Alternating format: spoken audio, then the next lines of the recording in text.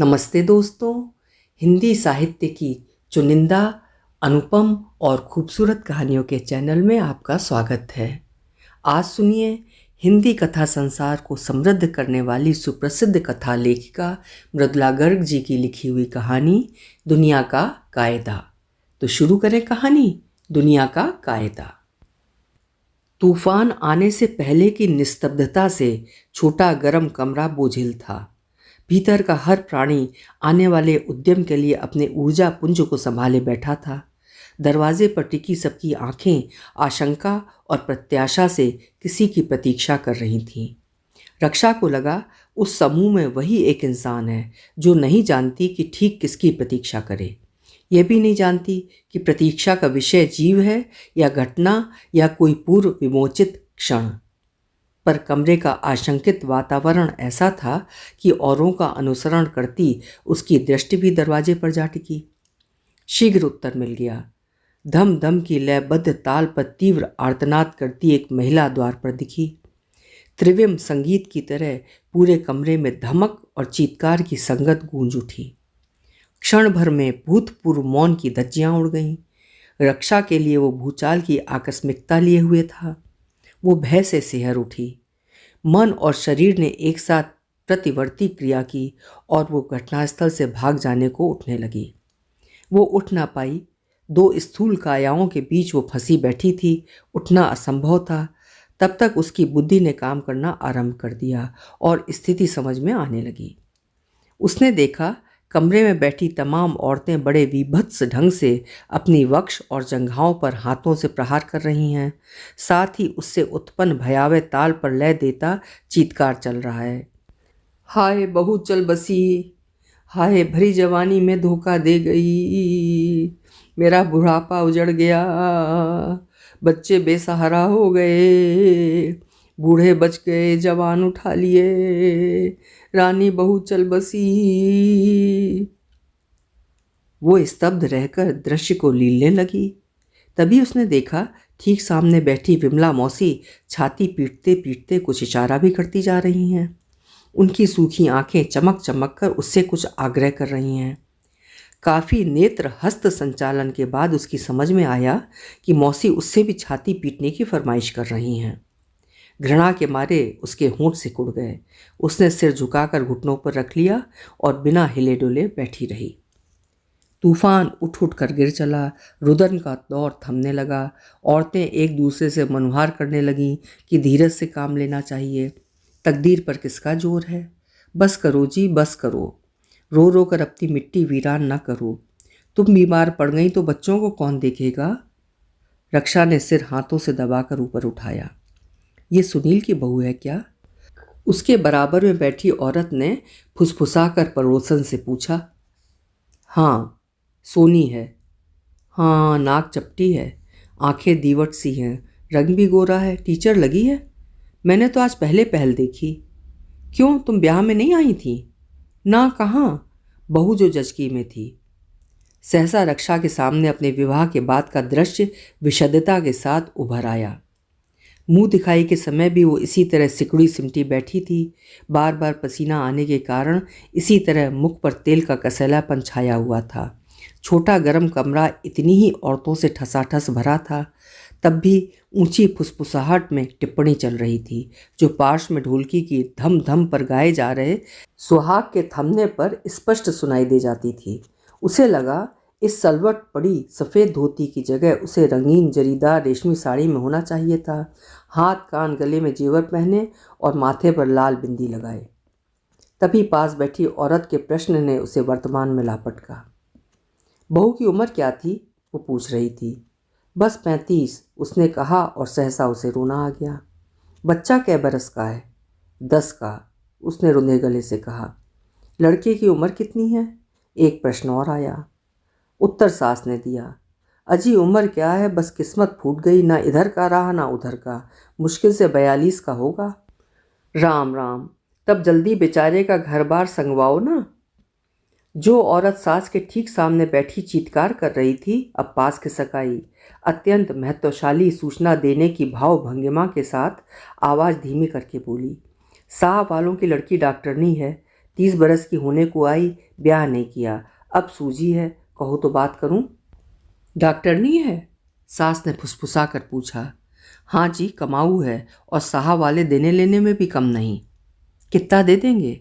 सास की आंखें चमक उठी। 30-35 जो कहो। 1000? राजू बुआ ने सांस रोककर पूछा। तो क्या 100? उत्तर में व्यंग छलछला रहा था। डॉक्टरनी की पढ़ाई तो टीचर की पढ़ाई से भी ज़्यादा है। सास ने रक्षा पर नज़र डालकर कहा। ना जी ना, ये स्वर लक्ष्मी बुआ का था। अब की तुम ऐसी लो जो तुम्हारी सेवा टहल करे, घर बार संभाले, पढ़ी लिखी किस काम की। हाँ, ये वाली तो जिस दिन से आई बीमार रही, हमारे ये तो कुछ पता करते नहीं, धोखा खा गए। रक्षा के तन बदन में आग लग गई। तभी इतनी जल्दी दूसरी शादी रचाने की सोच रही हैं? उसने तल्खी के साथ कहा। लो और सुनो। लक्ष्मी बुआ ने आंखें फाड़कर उसकी ओर देखा। ये तो दुनिया का कायदा है। हाँ भाभी, छोटी ननद सविता बोली। बड़े लोग समझ बूझ कर बात कहते हैं, उन्होंने दुनिया देखी है। हमें क्या पड़ी है, बच्चे का ख्याल आता है और क्या। ऐसा है तो बच्चे को मैं ले जाती हूँ, रक्षा ने बिना सोचे विचारे अनायास कह डाला। कहना आसान है, विमला मौसी ने आरंभ किया तो उसका स्वर और दृढ़ हो गया। भेज कर देखिए, अपने बच्चे की तरह पालूंगी। अब उसने समझ बूझ कर देखा, यह काम वो कर सकती है। अपने बेटे शशि के साथ राकेश को भी पाल लेगी, 2 बच्चे, यानी परिवार पूरा हो जाएगा। ठीक तो है, कमला भाभी ने कहा। पढ़ी लिखी है, बच्चा लियाकत सीखेगा। हाँ जी, जैसी माँ वैसी चाची, पारू बुआ ने कहा। सामने मोची रहता है ना, सविता ने कहा। उसकी चाची ने बचपन में उसे जलते चूल्हे में ढकेल दिया था, एक हाथ जाता रहा बेचारे का। राम राम राम राम, कई औरतों ने एक साथ कहा और रक्षा की ओर तकने लगीं। आपके ख्याल से सौतेली माँ बहुत प्यार से रखेगी? उसने तिलमिलाकर कहा और साथ ही अनुभव किया, ये कोई दलील नहीं हुई। इससे बात का दंश जरा भी कम नहीं हुआ। सौतेली माँ क्या रखेगी? पारो बुआ ने कहा। सौतेली माँ तो बच्चे के लिए चुड़ैल समान है। मैं जो हूँ, सास ने शुरू किया तो डॉक्टरनी की हिमायती स्त्री बोल पड़ी। ना, ले जा बहू, तू ले जा, पुण्य का काम है। जरूर ले जाऊंगी, रक्षा ने कहा, पर भाई साहब की दूसरी शादी आसान करने के लिए नहीं। तो क्या सारी उम्र रंडुआ बैठा रहेगा? महिला ने हाथ नचाकर कहा। जब उनकी इच्छा होगी कर लेंगे, पर इतनी जल्दी? तो उसकी इच्छा बगैर कौन कर रहा है बहू? उनसे पूछ लिया? और नहीं तो वे राजी हैं? अपार आश्चर्य के साथ उसने पूछा। इसमें अचरज काहे का? लक्ष्मी बुआ बोली। ये तो दुनिया का कायदा है। औरत आदमी बगैर रह सकती है, आदमी औरत के बगैर नहीं रह सकता। रक्षा का मन हुआ पूछे, आपने सर्वेक्षण करके देखा है? पर पूछा नहीं। लक्ष्मी बुआ बाल विधवा हैं, ऐसा कहना उन पर कटाक्ष लगता। अभी तो जीजी को गुजरे 12 दिन, उसने कहा, और अब इतनी देर बाद उसे अपने पर काबू नहीं रहा। वो फूट फूट कर रोने लगी। उसे रोता देख आसपास की कुछ औरतें फुग्गा मारकर रोने लगीं और कुछ उन्हें सांत्वना देने लगीं। चुप कर री, चुप कर, अब सब्र के सिवा चारा क्या है। सास ने इतनी सेवा की, भगवान ने सुनी नहीं। और लड़के ने क्या कम की, सारा सारा दिन अस्पताल में पड़ा रहा। उनकी बातों से रक्षा के आंसू सूख गए, पर कमरे में जोश आ गया। तभी द्वार पर एक और अदाकार के आगमन ने चढ़ते दौर को भड़का दिया।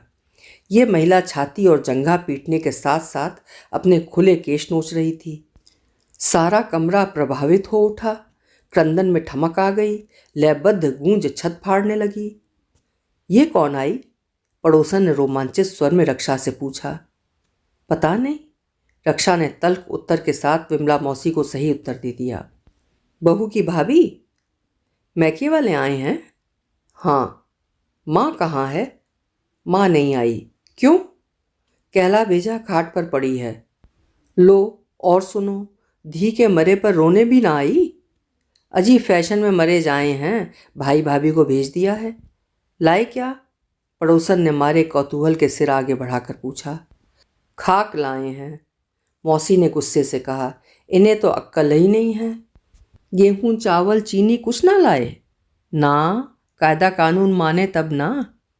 इस पूरे वार्तालाप के दौरान उनके हाथ बिना रुके छाती पर चोट करते जा रहे थे। रक्षा ने जलती आंखों से उन्हें घूरा तो वे बात करना छोड़ चीत्कार उठी। जवान धी चल बसी, कैसे लड़की विदा कराई रे, बाप भाई लेन भी ना आए, होली दिवाली पर कैसे दोगे रे, माँ के रहते धी चल बसी। हर चीख के साथ धम धम ताल और ताल के साथ प्रलाप तीव्रतर होता गया। कमरा इतना गर्म हो उठा कि पेंडुलम के समान हिलते माथों से पसीने की धारें अवरुद्ध गति से छाती पीटती हथेलियों पर गिरने लगीं। मैके वाले भाभी के पसीजे हाथ टूटे बालों के गुच्छे से भर गए। आंखों की पुतलियां सुर्ख डोरों के बीच सुदर्शन चक्र के समान घूमने लगीं।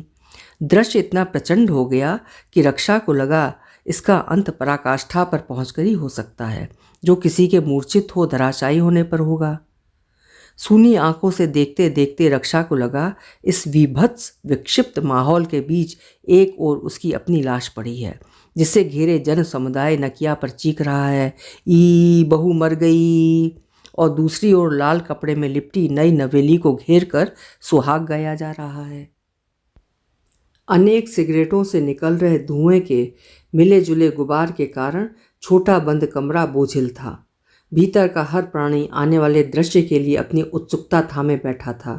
सबकी आंखें आग्रही प्रतीक्षा के साथ बीच के गोलाकार प्रकाश पुंज पर टिकी हुई थीं।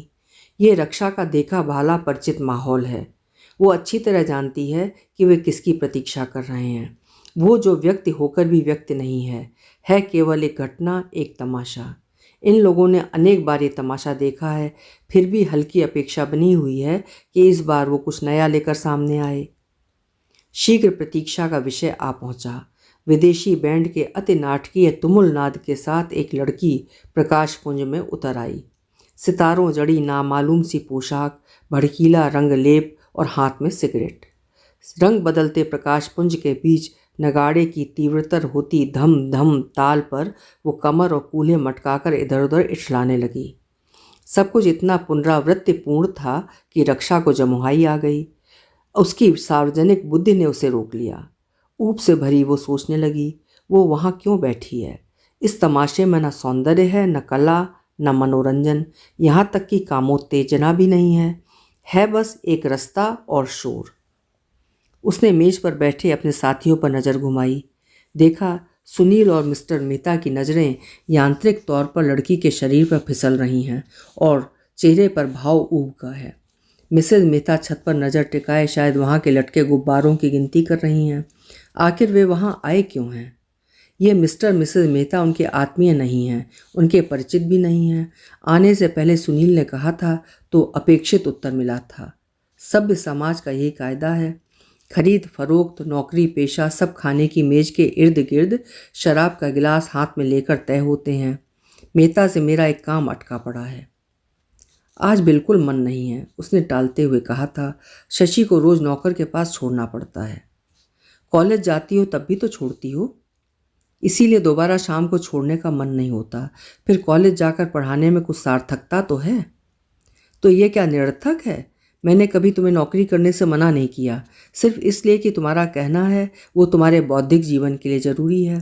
फिर मेरे साथ चलने से तुम क्यों कतराती हो, जबकि ये हमारी प्रगति के लिए आवश्यक है? मेरी की जगह हमारी कहने का अर्थ उसकी समझ में आ गया था। अंतिम चीत्कार के साथ बैंड थरथरा कर चुप हो गया। लड़की और प्रकाश पुंज दोनों एक साथ गायब हो गए। विश्रांति की सांस लेकर रक्षा ने पीठ कुर्सी पर टिका दी और सिर हाथों से दबाकर छोड़ दिया। कुछ देर के मौन के बाद बैंड ने फुसफुसाती सी रूमानी धुन छेड़ दी। पहले के उग्र शोर के बाद ये मधुर संगीत नसों के तनाव को सहलाकर हटाने लगा। कुछ देर आराम से बैठने के ख्याल से रक्षा मुस्कुराई थी कि मिस्टर मेहता चेहरे पर सामाजिक मुस्कुराहट लिए उसकी ओर बढ़ाए। अगले क्षण उसने अपने को उनकी बाहों में घिरे फर्श पर नाचते पाया। आप बहुत अच्छा नाचती हैं, मिस्टर मेहता ने औपचारिकता से कहा। कमर पर रखा उनका हाथ फिसलकर उसके वक्ष तक आ गया और पलांच में दोबारा फिसलता हुआ कमर पर लौट आया। मारे घृणा के उसका मुंह सिकुड़ गया। जलती आंखों से उनके चेहरे की तरफ ताका तो पाया, वहाँ मासूम उदासीनता के सिवा कुछ नहीं है।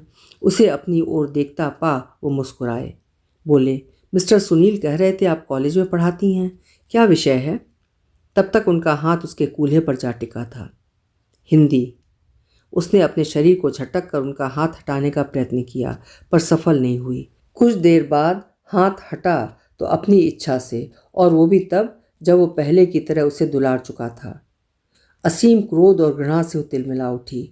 इन लुकी छिपी हीन कामोत्तेजक हरकतों से उसे खास नफरत है, इसीलिए वो नृत्य करना पसंद नहीं करती।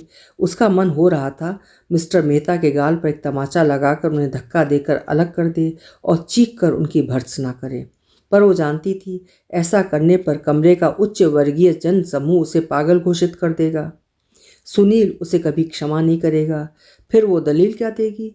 कितनी सहजता से उसे कल्पना या दुर्भावना का नाम दिया जा सकता था। फिर भी उस धुन के समाप्त होते ही उसने कहा, मैं बहुत थक गई हूँ और नहीं करूँगी। ये कैसे हो सकता है? मिस्टर मेहता ने उसके कंधे पकड़कर दबा दिए। सभी तो फर्श पर हैं, देखिए ना, सारी कुर्सियाँ खाली पड़ी हैं। नहीं, उसने दृढ़ स्वर में कहा, और नहीं। वे मेज पर लौट आए। उसने देखा फर्श से सुनील ने आश्चर्य से उसकी ओर देखा। फिर वो और मिसेस मेहता उनके पीछे पीछे आ गए।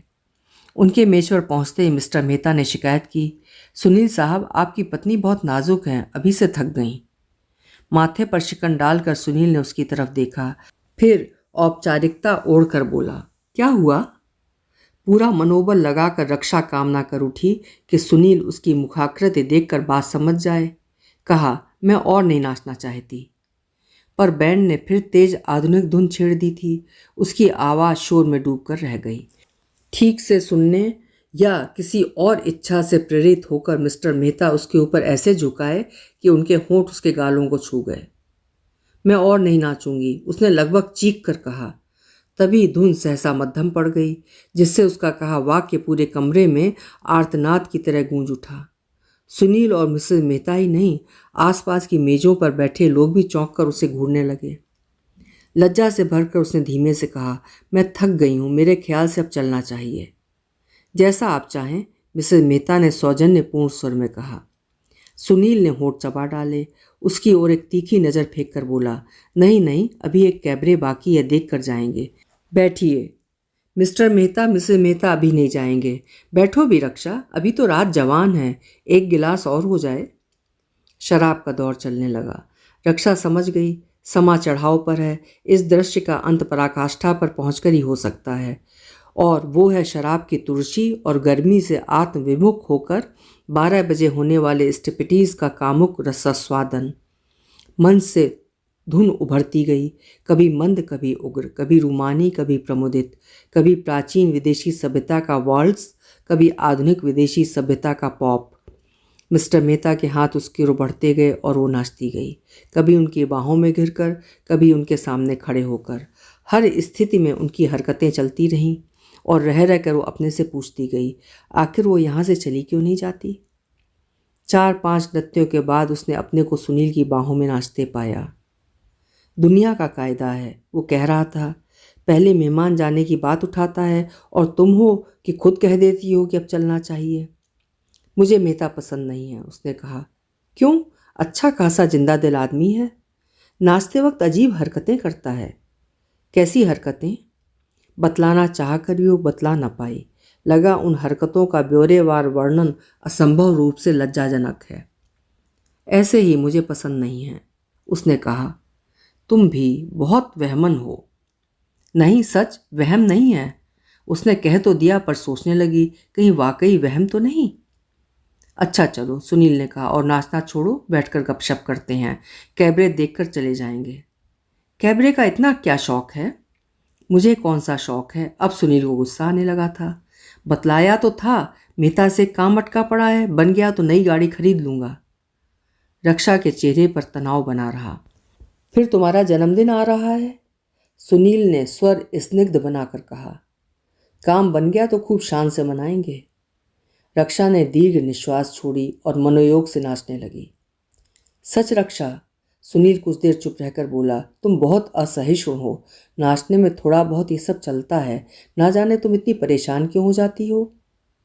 तड़प कर रक्षा ने उसकी ओर देखा तो वो सकपका कर सफाई देने लगा। मेरे लिए तो अच्छा है, उसने मुस्कुराकर कहा। मुझे तुम पर गर्व है, मैं खुद नहीं चाहता मेरी चीज़ को कोई आंख उठाकर देखे। रक्षा ने उसके स्वर के गर्व को अनुभव किया और साथ ये भी कि ये कोई दलील नहीं हुई। इससे बात का दंश जरा भी कम नहीं हुआ। वे लोग मेज पर लौटे थे कि कमरे में सन्नाटा छा गया, तूफान आने से पहले वाला सन्नाटा। गोलाकार प्रकाश पुंज फिर उदय हुआ और साथ ही छत से टकराता ऐलान माइक पर गूंज गया। मिस लोला। नगाड़े पर निर्मम प्रहार हुआ और एक नई अदाकारा प्रकाश पुंज में आ उपस्थित हुई। नगाड़े की धम धम तुमुल ताल पर ये स्त्री कमर और कूल्हे मटकाने के साथ एक एक करके अपने भड़कीले कपड़े उतारकर फेंकने लगी। पूरा कमरा प्रभावित हो उठा। ढोल, डमरू और नगाड़े की बढ़ती छटपटाहट के साथ जन समुदाय का अधैर्य भी बढ़ता गया। जलती निगाहों और सांसों के मिश्रण से ठंडा वातानुकूलित कमरा गर्म हो उठा। अनेक मस्तक पसीने से भीग गए। आखिर उसके शरीर पर केवल एक वस्त्र बचा रह गया, पर उसने भीतर भाग जाने की रस्म अदा नहीं की। इटला इटला कर मेजों के इर्द गिर्द घूमने लगी तो अनेक होंठों से इकट्ठी छोड़ी गई सांस सीटी की तरह बज उठी। शराब के आधिक्य के कारण पेंडुलम समान झूलते हाथ उसे छूने के लिए आगे बढ़े, पर वो अदा और होशियारी के साथ उनसे बची रही। हाँ, आंखों के सुर्ख डोरे के बीच सुदर्शन चक्र के समान घूमती पुतलियां जी भर इस नए तमाशे का पान करती रहीं। निर्लज्जता के अभियोग में इसे कई बार पुलिस पकड़ चुकी है। मिसेस मेहता ने उत्तेजित स्वर में फुसफुसा कर कहा, फिर क्या? बड़े बड़े लोगों से यारी है, हर बार छूट जाती है। सूनी आंखों से देखते देखते रक्षा को लगा, उस विभत्स विक्षिप्त माहौल के बीच एक ओर उसकी अपनी निर्वस्त्र देह याचना करती घूम रही है और दूसरी ओर उपहारों और गुब्बारों से लदा सुनील हैप्पी बर्थडे गाता नाच रहा है। अभी आप सुन रहे थे मृदुला गर्ग जी की लिखी हुई कहानी दुनिया का कायदा। यह कहानी सन 1974 में प्रकाशित हुई थी। आपको कहानी कैसी लगी कमेंट बॉक्स में ज़रूर लिखिएगा, मैं प्रतीक्षा करूंगी। फिर मिलेंगे। आपका समय शुभ हो, मंगलमय हो।